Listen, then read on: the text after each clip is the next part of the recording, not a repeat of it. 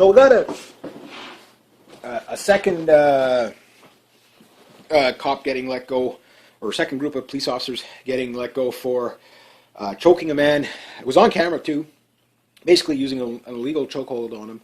And it was a big guy. He was like 400 pounds, almost 400 pounds. They took him down, and he couldn't breathe. They were sitting on him, and this is a good video to, like, it's a disturbing video to watch, but it's a good video to watch so you can see how the arrest procedures are, where you have the guy basically puts him in the chokehold, and the other guy has his knee on the guy's neck, you know? Now, this is what I'm talking about, where we need to change the arrest training procedures. I get it. At some point, police officers have to use maximum force to take down guys because, you know, they resist.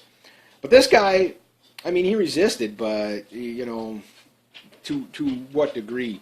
You know, like, he didn't really resist that much. So, yeah, people are outraged by this, and rightfully so. This is different from the Michael Brown case completely. You know, but again, you see the race baiting of it. You know, so what did this guy do that cost him his life? Well, he was selling illegal cigarettes or something like that. You want to go, goof? So, you know, the ridiculousness of this, that much force using for, you know, again, the fact that police officers have to make arrest in 4 seconds type of deal. Want to go? Oh, cat's cool. Yeah, out you go. It's cold out there. Move. You probably got to go for a pee anyway. My dog's like, she's been holding her pee like for like 9 hours just so she doesn't want to go outside. It's like minus, we're at minus, it's only minus 9. Oh, that's not too bad then. That's not too bad. So anyway, what was I going to say? Yeah, so, I mean, okay, this guy broke the law. Okay, sure.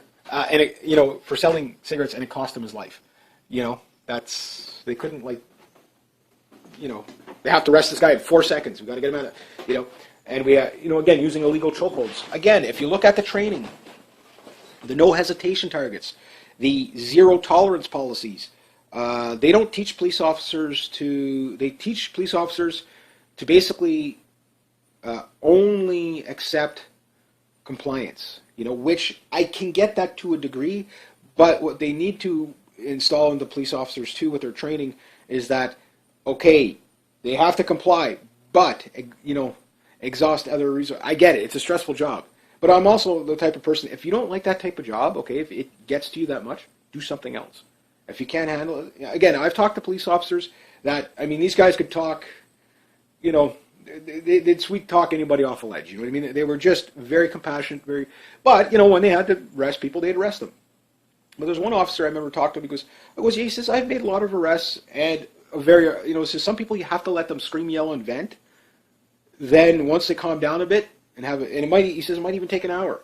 He says whatever it takes, you know, you're getting paid either way. You know, it's about quality, not quantity, right? So he says, oh yeah, he says there's a couple of guys. He says I thought for sure I was going to have to use my gun, but he says, you know, keep cool heads, talk them down, and the next thing you know, that they willingly give up. You know, that doesn't happen all the time. There will be arrests. I know I'm oversimplifying it. Police officers have a very thankless job, and I mean, I don't know a lot of police officers personally, but you meet them from time to time, and you know, you go to a gun range, you meet ex-military and you know, police officers from time to time there. You know, you just meet these people. You know what I mean? And it's like you know, they all say the same thing. That yeah, it's a thankless job. Everybody hates you until they need you. You know, and it's true. You know, it's true. But the procedures, again. Not that we don't have problems here in Canada with police brutality. It does happen, sure. But it's not to the extent that it is in the States. In the States, it's way out of control. And when people protest for that, I'm 100% with you. The police state is too much. These body cameras that are coming onto the state, that's for the NSA. That's not really for police officer safety or for your side of the story. No. Look, you've got a video that shows these officers murdering the guy. They've murdered him. Maybe they didn't intend to murder him, but they used an illegal hold. So at least they should have got negligent homicide at the best, you know, or the guy that did it. Again, this idea of keeping, again, and you'll see that police officer, like a 200-pound police officer with both knees on your head, you know, that makes people freak out. That doesn't stop them from struggling. That makes them struggle. Why? Because you're putting people in a position where they're going to panic, and then when they panic, you say, "Don't resist." You know, again, I know you have to subdue people. Call more officers, fine. You know, I mean, there was what, 5 of them there? They would have talked them down eventually. They probably would have gotten them willingly to go into the car. You know, oh, it might have taken them 5 minutes. You know, yeah, I'm going to criticize that. You know, oh, you don't understand. Yes, I understand perfectly. I understand perfectly. They murdered him because they had to arrest him in 4 seconds. This guy wasn't a danger to anybody. You know, it clearly wasn't a danger to anybody. Now that said, you know, again, flipping over to the other side with the Michael Brown case, that was a self-defense shooting. I agree with that. I agree with, again, he had 8 witnesses that said no, the officer, he did go for the officer's gun. If the kid had his hand on the officer's gun, that should tell you just about everything you need to know. You know, I mean, whether you like it or not, you know, should it have cost the kid his life? Well, the kid shouldn't have went for the gun. You know, that's number one. And he shouldn't have came back a second time after punching the officer. He proved that he was willing to do bodily harm. So of course the police officer, even if it wasn't a police officer, if it was just a citizen, they would have done the same thing. You know what led up to it.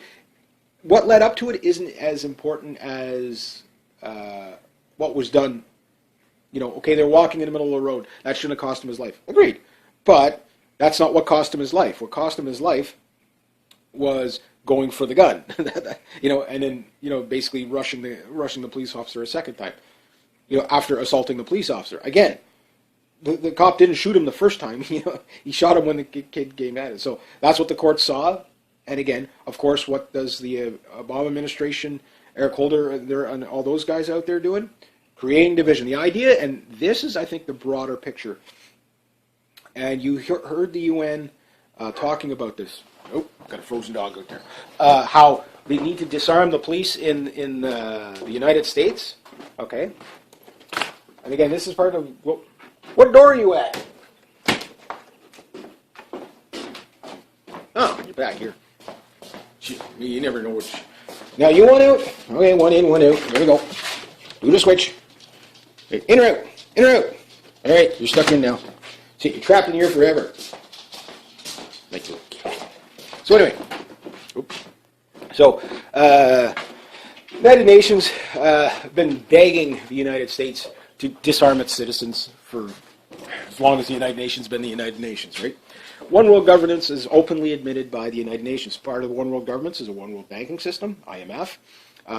It also would include a one world army, NATO, and a one world police, which would be blue helmets all over the place. Or what patriots will refer to as target practice. God help the UN. I mean, oh, jeez. Hey! So anyway, my foot just got taken out by a dog nose. Gross. You just wiped your snouts on the back of my nose. Dog. So anyway, so the United Nations is out there saying, well, with what's going on in Ferguson, perhaps we should come in and give you guys a hand type of thing. And I'm starting to think about it. Okay. They got one case where they knew for sure that the cop was going to get off. They knew Darren Wilson was going to get off. This new one, okay, yeah, it looks bad, okay, and it keeps with the theme of you can't trust the police if you're a black person. You're never going to get, you know, a fair, you know, every police officer is there to kill you. You know, so heighten the hysteria, right, and paranoia on it. Now, I'm not saying again there isn't a problem there, but apparently there was 2 black police officers that just got acquitted for killing white people and you know, shooting white people. I don't know what the details of the case. Again, I would look at it fairly if the police officers were just to shoot. But again, you don't have white people out there going, "No justice, no peace." I hate that saying. You know, it's like it's just such a communist chant. You know, and again, when you're looking at it, you know, I guess it's because of where I know where it's coming from. It's coming from these lefty George Soros funded groups and stuff like that. Again, who's paying for the busloads of people to go to Ferguson? You know, where's all these Chicago, or not Chicago, but all these Illinois plates? I don't know exactly whereabouts in Illinois they're coming from, but, you know, they're all coming into Ferguson, right? So somebody's paying for that, you know? And I'm sure, you know, the Department of Justice, you know, they helped bring in, you know, basically busloads of Black Panthers, you know? Stuff like that. So you see the race baiting. So I'm trying to think, okay, well, the details aren't really as important as the reaction, like in most things. It's not the details, it's, pet my dog. It's not the details. It's the what is the reaction to it? So if they're trying to get people to accept disarming the police, or better yet, the police to feel so unappreciated that they just stand down. They just move right out of the way. Oh, we have to bring in the, basically a nationwide police strike. Okay, this would be perfect opportunity for the UN. Oh, we have to come in because there's no law and order there right now, and we need the UN to come in and help. Once the UN is in your country, you cannot get rid of them. You can't. And from there, the disarmament of the chiefs of police. Look, Obama's already tried to disarm the chiefs, the sheriffs. They've already, because the sheriffs are more constitutional. And look, the police brutality, you don't have as much amongst the sheriffs as you do the regular, like, inner city police, right? Again, I'm not saying there isn't problems there. Again, look at the no hesitation training targets. Training to shoot at kids and pregnant women is because you have to be ready for anything. If you hesitate, you could die. There's limits. There's just limits. There's just moral limits. You know what I mean? But if they're training the officers to be that unthinking, I mean, they're training them to be Judge Dredd. You know what I mean? They're training them to just be like hell cop. And it is getting to the point where you are getting these cops that have mental illness or they're roid rage, whatever it is. I mean, they should start testing cops for steroids because that makes people do the most insane things. It makes people extremely aggressive. So, but the training, how they arrest people. Again, this guy used an illegal chokehold. How's he walking free? So that, it'd be different, well, it wouldn't really be that much different. But let's say the coroner came out and said, he actually died of a heart attack, not from the strangulation. Oh, well, okay, then you can say, yeah, well, you can still fine the police officer and, basically fire him for using an illegal chokehold. But, maybe it was the excitement of being arrested that, the guy took a heart attack, and then you could say, okay, well, then you can't really put that on the officers. Somehow you could say that. Okay, fine. At least you get an explanation like this. But right now they're not saying that. They're not coming out and saying that. So to me, right now, everybody's under the impression that it was the chokehold that killed the guy. Okay, and to me, you got a police officer with pretty much his full weight on the guy's neck. Maybe he broke the guy's neck. I don't know. Like the coroner has to tell you how the guy died. The same way with Michael Brown. That's how the whole shot him in the back running theory kind of got disproved. Was the coroner was like, no, he was shot in the front. The shot in the top of the head was when he was falling down. Type of thing. So he was shot in the front, so the ballistics didn't lie, you know what I mean? And means that, this fits more with the story of what that police officer said. Now, that said, there was the other guy, again, how they arrest people, that homeless guy, they beat him senseless, and, he was, for 16 minutes, they beat him senseless, and he's begging he's screaming for his dad. This is a mentally ill guy. They don't teach police officers how to deal with mentally ill people. Mentally ill people takes a different type of police officer or a specialist. So if you can't get all that training to police officers, you need to have somebody to come and, manage the system. Don't arrest the guy until you can get somebody there to talk to him, or whatever. But mental illnesses, a lot of these people that they are, not in this case, but a lot of these things. I'm probably sure that Michael Brown kid probably had mental health issues. He probably did. Nobody in their right mind usually attacks police officers, Obviously, he probably had some sort of anger management thing. He just beat somebody up. So this kid wasn't the sweet and innocent kid you think he was, Now, just because some people might have anger issues doesn't mean they're necessarily mentally ill. But at the end of the day, again, when we look at it, we always turn a blind eye to when police officers do a good thing. But look at how it's sensationalized again, and they're just drilling it racism. Well, we don't even know if it was racism. I don't think these police officers killed this guy because he was black. I think they just if it was a 400-pound white guy, they would have done the same thing. But however, nobody would report on that. Apparently, when white people get killed by police officers, it's not news. So if you were to show it like that, then what you'd probably find, okay, yeah, the police officers it's their tactics, it's their procedures of arrest. Do I have all the answers? Absolutely not. But they got to find better ways to, they got to find better ways to subdue people. They really do. They have to find ways to subdue people without killing them. And they do need to start throwing police officers in jail. And again, I understand why they're not doing it. Well, one motive might be is that if we start prosecuting police officers, they might stop doing their job. No, the real police officers will always do their job. They will always do their job, and they will always do it right. And and you'll never hear about these guys because they focus on a handful of thugs. But again, the no hesitation targets, how they arrest people. Again, there's techniques you can use to subdue people that are, like, for example, when military trains, okay, they don't train to subdue people, they train to kill people. And that type of training, and when I'm talking the hand-to-hand stuff, is different from, passively taking somebody down. And you'll notice that you'll find, like, more older, say, cops have been on the force for probably more than 15 years, have a different approach in how they arrest people. They're a lot more passive about it. Don't get me wrong, when they got to throw the knuckles, they'll throw the knuckles. But, I mean, you watch, like, for number one, to make people subdue, they're beating, you got cops beating people in the head. Well, number one, you don't hit people in the head. You hit people in the head, you're going to kill them. So, right there, hitting people close-handed, you can kill them. So that type of thing, make that move illegal. Right there, you'll save a lot of problems.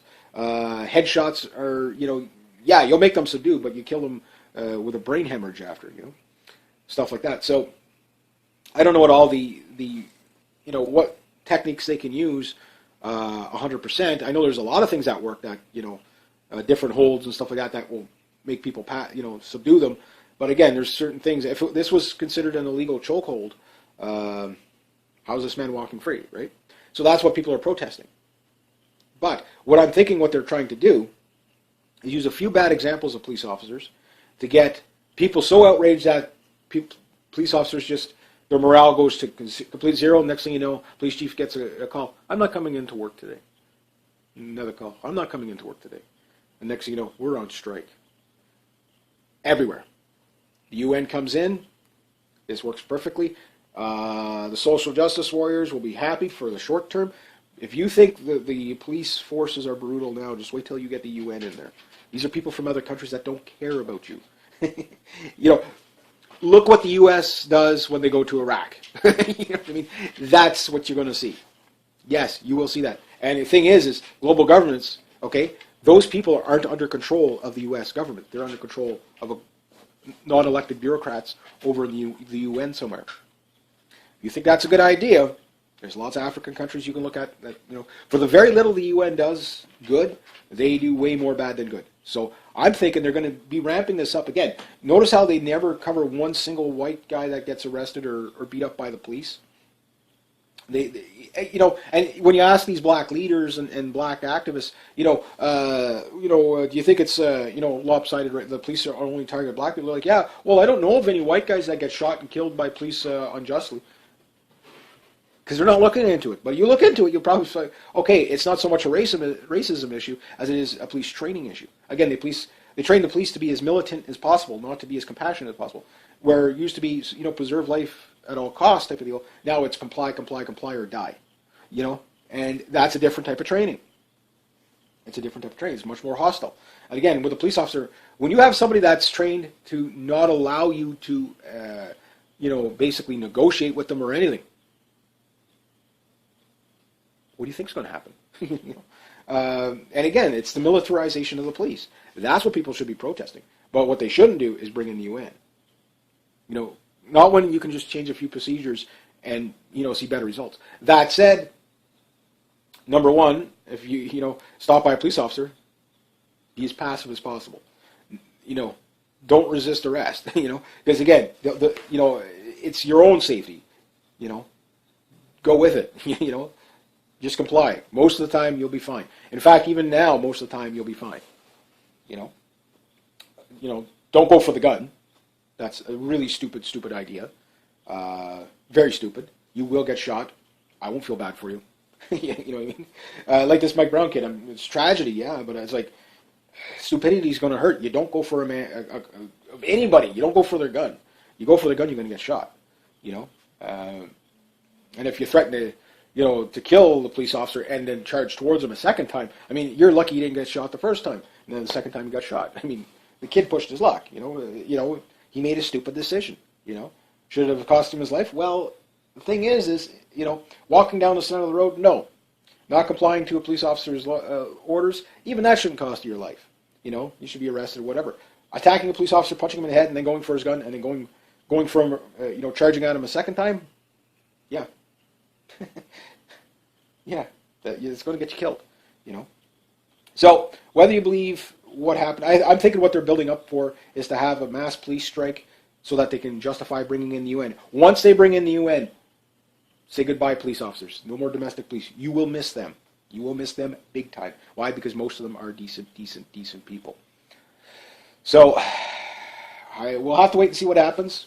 Watch what the UN is saying. The UN they're ready to go. I mean, they're pretty much, well, you want some people over in Ferguson, we'll send them there. Where are they going to send? I can imagine who they're going to be sending to. Definitely, it'll be peacekeepers that will probably be the ones that would probably to incite the most of the most provoked response they could get from the public, so to speak. Why? To justify bringing in more peacekeepers. Oh, the people are hostile. They're so hostile here. So, again, I remember years ago listening to a guy talking about, he says, when I see blue helmets coming up my driveway to take my guns, I'm going to give them to them bullets first. And you're like, this guy's a whack job.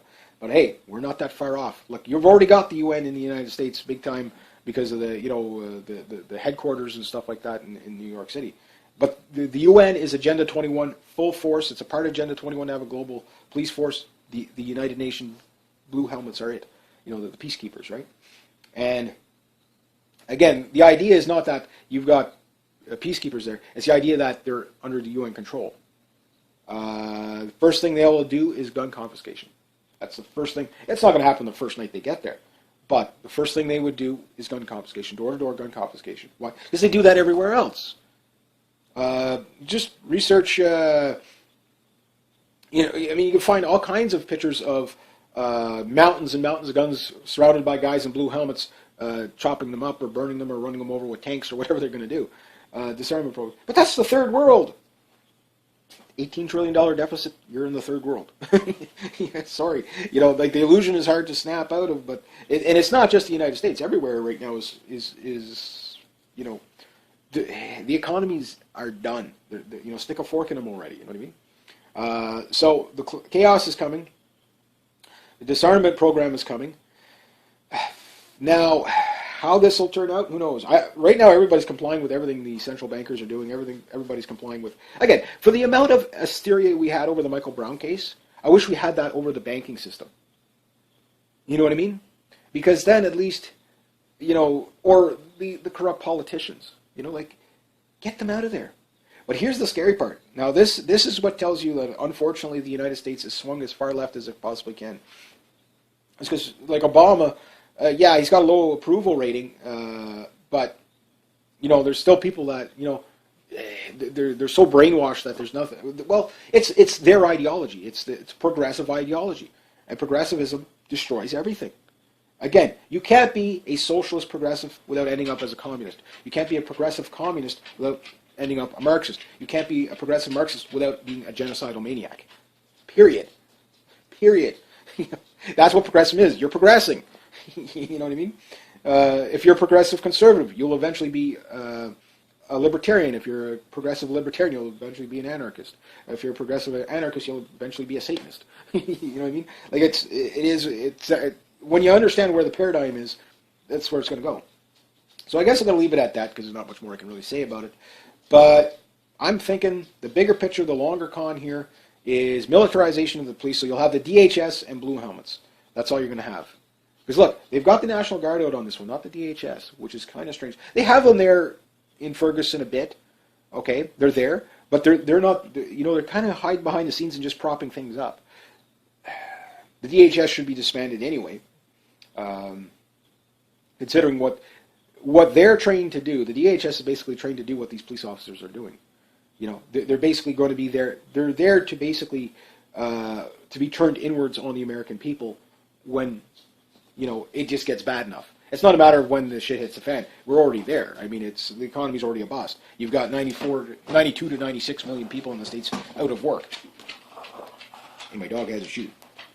You're already there. You know what I mean? So, the United States is dying a very, very slow death through the banking system, which is playing out in the society basically through a societal decay. And, I mean, like, these are like the last days of Rome. It might go on for another couple of years, who knows? But at the rate it's going, I think it's going to be much quicker. When it happens, when it just gets completely... And again, remember, we're in the wintertime, too. When it gets completely out of control, I say by spring, Rome burns. That's why they're trying to prop up a war with Russia so much, which will go thermonuclear. Is because the bankers are losing everything. They don't want to be blamed for it. And they're willing, these people, they're so committed now that they can't, if they admit any wrongdoing, they go to jail for life, or face firing squads in certain countries. They're going to face firing squads here anyway. It's just, will it be government forces or patriots? And I'm not making any threats, but it's just, which is it going to be? And once the bankers are, once you put a skewer in the bankers, I mean, the reset comes, everybody falls, it'll be no man's land for a good while before people, you'll get a civil war out of it. Society's going to collapse, it'll come down on itself. At that point, the DHS, those are people you don't want to be working for. CIA, you don't want to be working for them. NSA, you don't want to be working for them. FBI, you don't want to be working for them. You see what I mean? Like, it's just going to be, because the people that those guys are going to have to deal with are active duty law. It's going to be a coup. You're going to have U.S. military basically killing off FBI agents, and they're already in the system. And it's the guy that basically says, here's all the secret CIA agents, here's the list. Everybody's got their assignments, go. Next thing you know, again, just look at Mexico, okay? You had honest police officers, they killed their family. Or the officer complied. Now what you have teachers burning down office buildings and burning down, because they're sick and tired of the corruption. The thing is in Mexico, even with all the vigilante groups, they're not as well armed as the people in the States on average.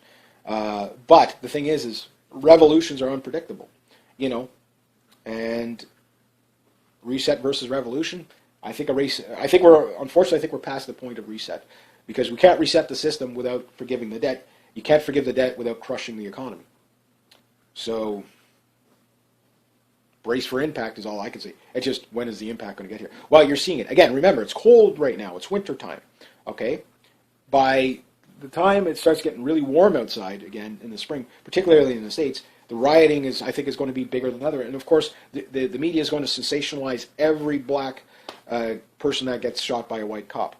It won't matter if it's justified or not, in self-defense or whatever. It won't matter. All they're picking on is the racism angle of it, which is really detrimentally dangerous for the black community. Why? Right now, again, and I've touched on this before, that white people are more racial tolerant than any. I mean, most of them are on your. Most white people are out there in the streets. Maybe not most of them, but there's a high percentage of them out there yelling "Kill Whitey." They're so brainwashed and so they fall into this. Think of the white privilege stuff. They believe that BS. Again, go to a trailer park. Tell me the people there got privilege. All the white people that are whacked out on drugs and drunk all the time. Oh yeah. Not every trailer park, but it's a general theme. Again, low-income white areas does just as bad as low-income black areas. Yeah, the police harass you the same. I've lived in low-income areas.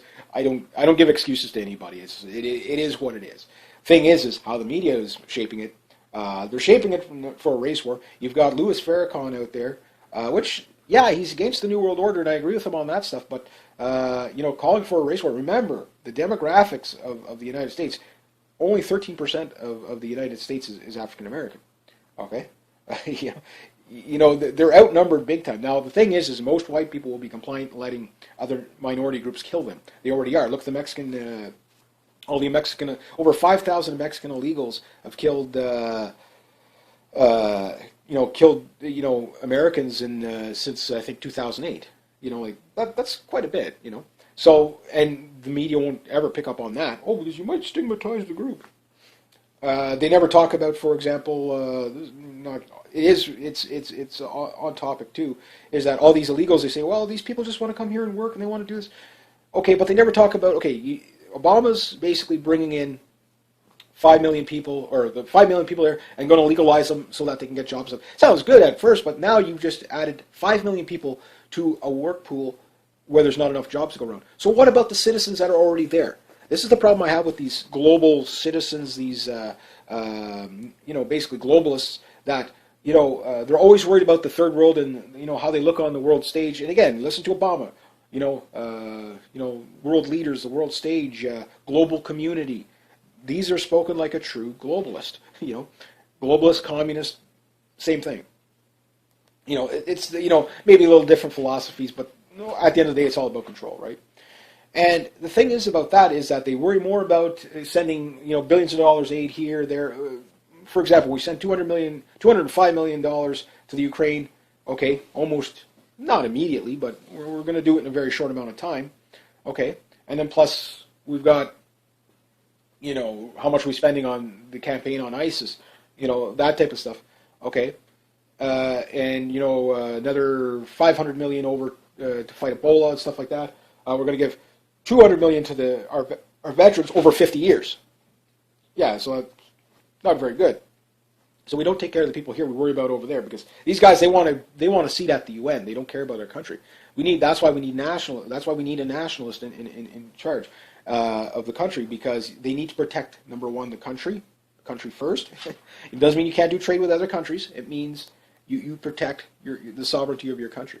And until we do that, the states is going to be flooded by illegals. Here, they're not illegal. They're just coming in and $250,000 a year, pushing it up from 250,000 up to 285,000 by the end of the year, or by 2015 or whatever.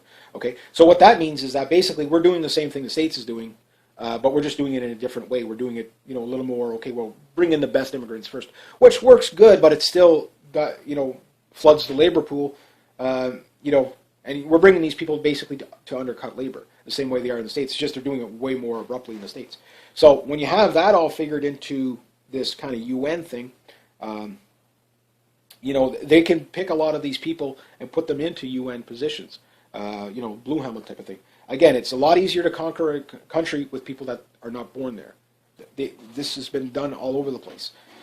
So with that, when we see enough incidents ramp up, again, because they're not telling you the whole story. Again, the Bosnian guy that was killed with hammers by a couple of black youths in Ferguson after a mob of people were, they're yelling, "Kill Whitey," and then a couple of minutes later, you've got a guy dead. Again, maybe he said something in the car when he was with his girlfriend and he deserved it. You could see how people are going to put that kind of spin on it. And if they put that kind of justification on it, they don't realize, okay, well, 3 years down the road, 4 years down the road, when the white people do say, okay, enough of this, this black rage nonsense, burning down cities and all these black youth going around, beating up on white people just because of the color of their skin. It's racism. It's racism, and they won't call it that. Like, no, they're just out there having fun because they got nothing. No, they're targeting white people. Okay, this was a racially motivated killing. Okay. So that definitely, and I'm already getting comments from the Bosnian community. They're not happy about this. They're not happy about this, and rightfully so. But where's all the social justice warriors out there going, no justice, no peace? For this guy, they're not. This guy doesn't even make it onto the news. There was a guy that was shot, and I don't know what the nationality of the person, if they were male, female, whatever, that was already shot in Ferguson a couple of, about a week or so ago. Yes, goof. And anyway, yeah, so already 2 people have died. Where's all the people yelling, no justice, no peace? We're going to find who killed that people in the car. We're going to find the hammers that did this. We're going to ban hammers. Get the UN to come get my hammers. And it's like, again, that's what, go on, dog. Leave me alone. Back up. That's what you get with the lefties. They're too stupid to know better. But that's why they call them useful idiots. They again, they delegitimize legitimate protest by stuff like that. But the thing is the way I'm looking at it is that right now white people have never been more reasonable in history than they've ever been. If people out there in the African American community listen to Martin Luther King, okay, if you're going to go out and protest. Gandhi and Martin Luther King have it right. Keep it peaceful, because violence will just beget more violence. It's a formula. It works. It works that way. And that's the thing. And there's a lot of people in the black community are saying this. Say, look, all these black leaders are calling for the most ridiculous stuff. Again, like Louis Farrakhan talking about, oh yeah, well, when they start seeing white people getting killed, they're going to come and talk to us, and we're going to burn this darn country down. No, that will just get white people mad. Right now, white people aren't racist. These, like the Unfair campaign. I just want to slap those people.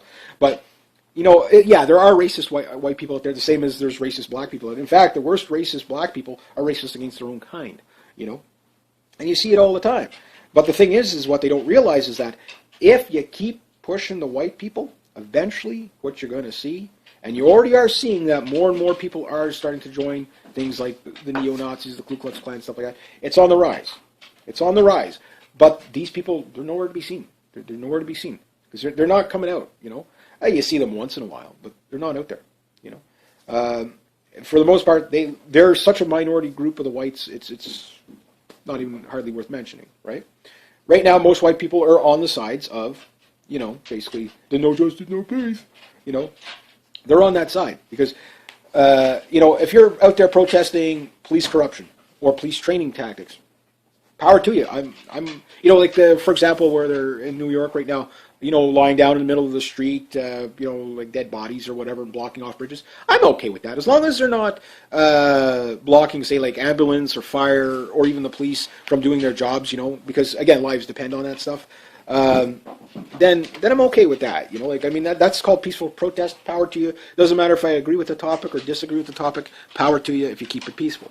Okay? If you're burning and looting and shooting at firefighters and killing people with hammers, I've got issue with that. Now the problem is when the people become to the point where, and this is where the UN comes in, is the media has been stoking a race war, racial division. That's his job, is to divide people. Okay? And they've been provoking it and provoking it and provoking it. What they want is mobs of white teenagers to go out and target blacks. You will find that from time to time, like 4 or 5 skinheads beat up on a minority group of whatever, okay, and you'll get that from time to time, but you don't get it 500 times a year where 100 plus, white kids go out and run into malls and stuff, beating up on people. That doesn't happen. But you're getting that with the black youth, and the mainstream media is not talking about it. So, is that part of white privilege? You tell me.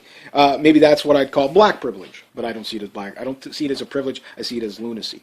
So the fact that the mainstream media doesn't cover, it's what they don't cover. Because we don't want to stigmatize anybody. You need to stigmatize those people. You need to be racist against those people. Why? They won't learn otherwise. These are the idiots of the group. And then most importantly, you need to sit down and talk to the people that are reasonable. Say, look, get those kids on their angle. They're going to get you guys killed. Because, again, the white people are reasonable now.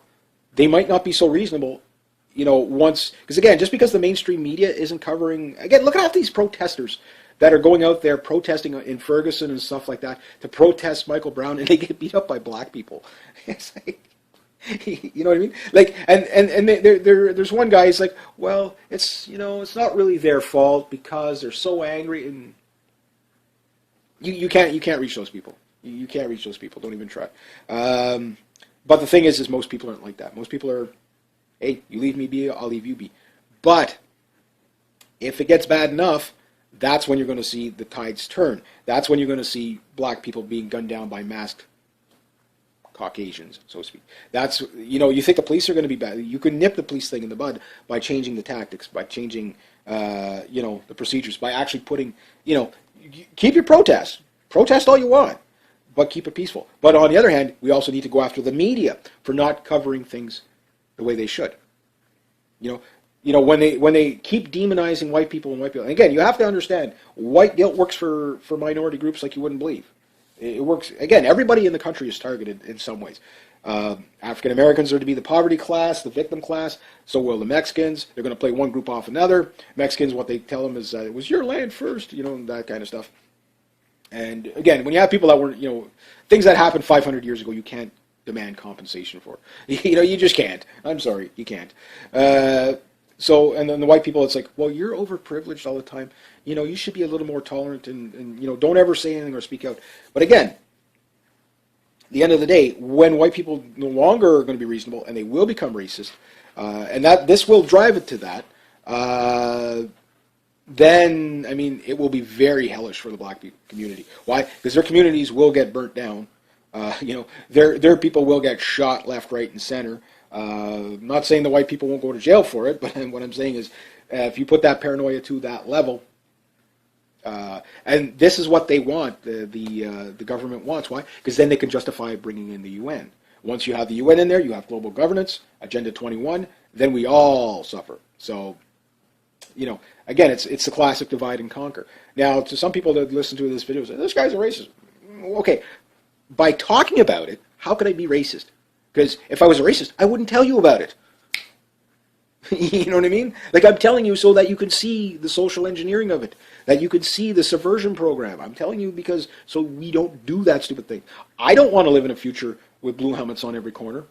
I don't want to be disarmed and at the whim of what Agenda 21 wants. I don't want to be living what the Russians lived through, the North Koreans are living through, that type of stuff in history. I don't want to be one of those statistics. Hence why I make these videos now.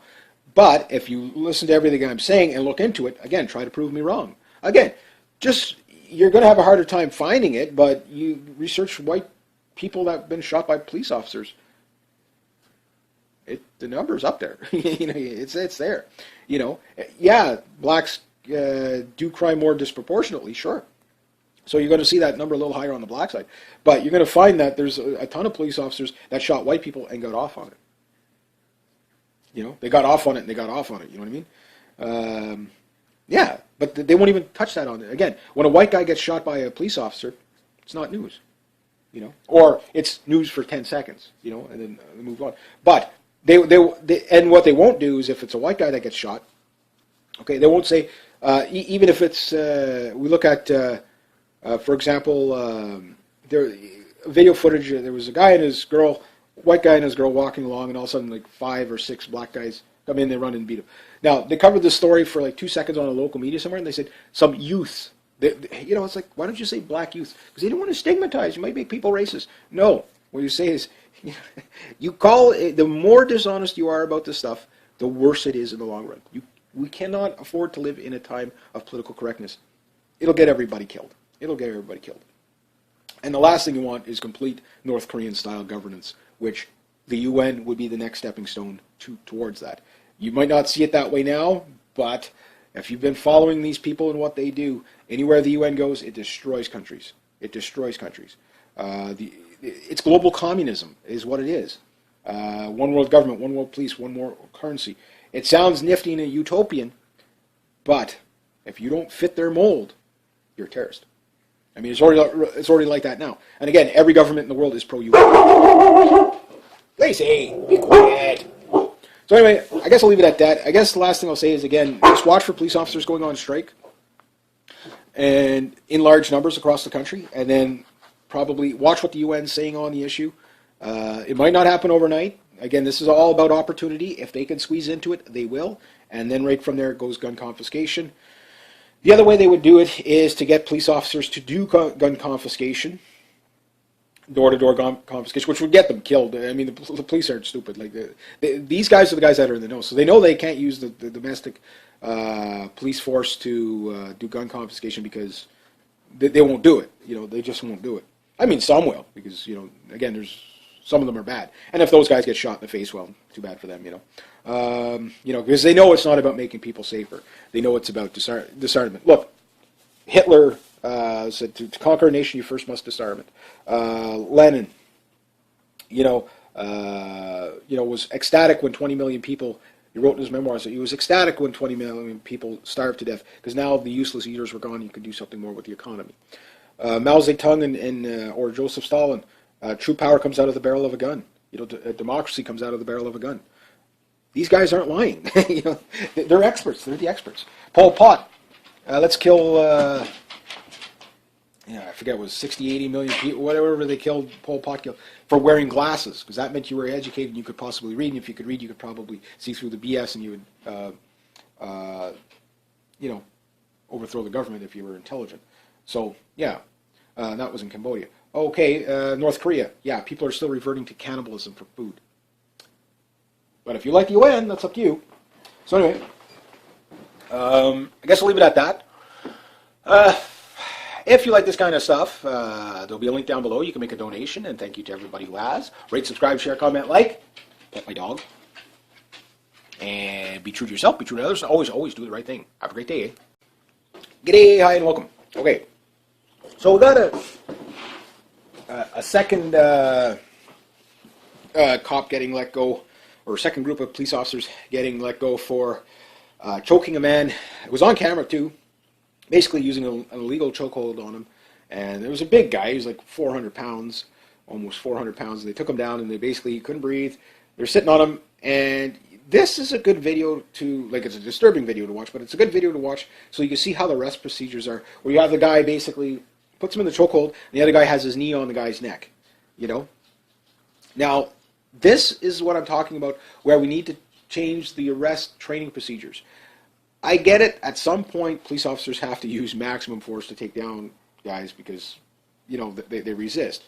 But this guy, I mean, he resisted, but, you know, to what degree, you know, like he didn't really resist that much. So, yeah, people are outraged by this, and rightfully so. This is different from the Michael Brown case completely.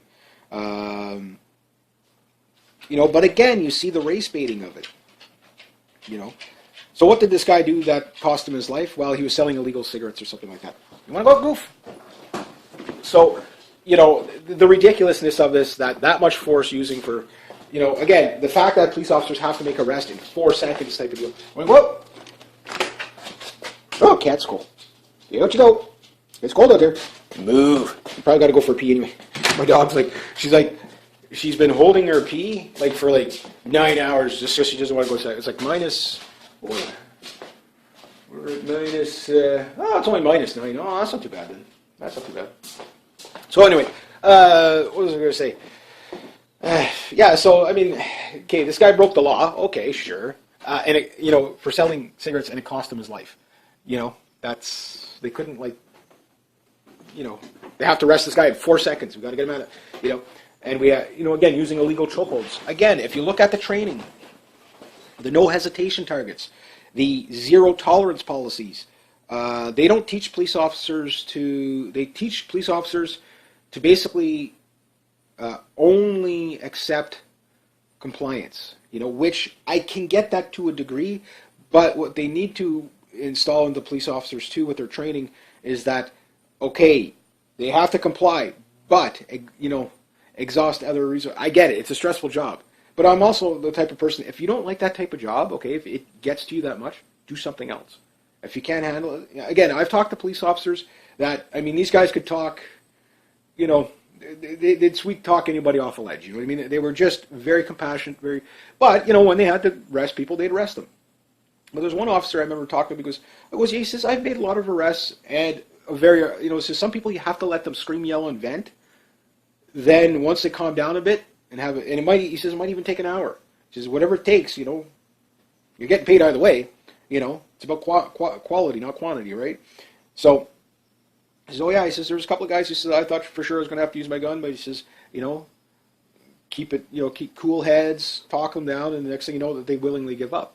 You know, that doesn't happen all the time. There will be arrests. I know I'm oversimplifying it. Police officers have a very thankless job, and you know, I mean, I don't know a lot of police officers personally, but you know, you meet them from time to time, and you know, you go to a gun range, you meet ex-military and, you know, police officers from time to time there. You know, you just meet these people, you know what I mean? And it's like, you know, they all say the same thing. That, yeah, it's a thankless job. Everybody hates you until they need you, you know? And it's true. You know, it's true. But the procedures, again, not that we don't have problems here in Canada with police brutality. It does happen, sure. But it's not to the extent that it is in the States. In the States, it's just, it's way out of control. And when people protest for that, I'm 100% with you.